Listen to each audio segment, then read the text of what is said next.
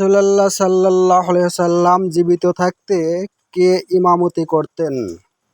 হযরত আয়েশা রাদিয়াল্লাহু তাআলা আনহা থেকে বর্ণিত, তিনি বলেন, রাসূলুল্লাহ সাল্লাল্লাহু আলাইহি ওয়াসাল্লাম তার রোগাক্রান্ত অবস্থায় বললেন, আবু বকরকে বলো লোকদেরকে নামাজ পড়াতে।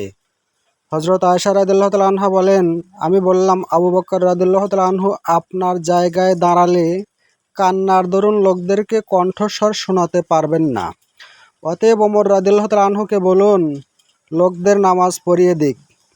হযরত আয়েশা রাদিয়াল্লাহু তাআলা আনহা আরও বলেন, আমি হাফসাকে বললাম, তুমি তাকে বলো যে হযরত আবু বকর রাদিয়াল্লাহু তাআলা আনহু তার স্থলে দাঁড়ালে কান্নায় নিজ আওয়াজ লোকদেরকে শোনাতে পারবেন না।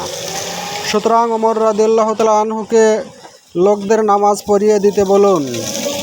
হাফসা তাই করলেন। তখন রাসূলুল্লাহ সাল্লাল্লাহু আলাইহি সাল্লাম বললেন, থামো, তোমরা তো দেখছি ইউসুফ আলাইহিস সালাম সম্পর্কে ষড়যন্ত্রকারিণী নারীদের শামিল। আবু বকরকে বলো লোকদেরকে নামাজ পড়িয়ে দিতে।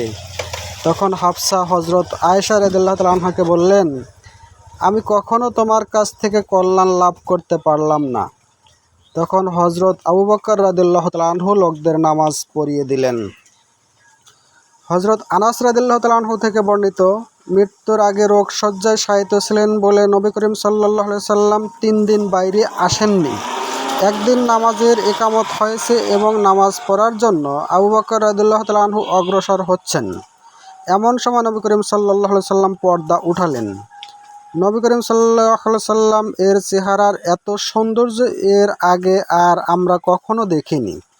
এরপর নবী করিম সাল্লাল্লাহু আলাইহি সাল্লাম আবু বকরকে সামনে যাবার জন্য হাত দিয়ে ইশারা করলেন এবং নবী করিম সাল্লাল্লাহু আলাইহি সাল্লাম পর্দা ছেড়ে দিলেন। মৃত্যুর আগ মুহূর্ত পর্যন্ত তিনি আর বাইরে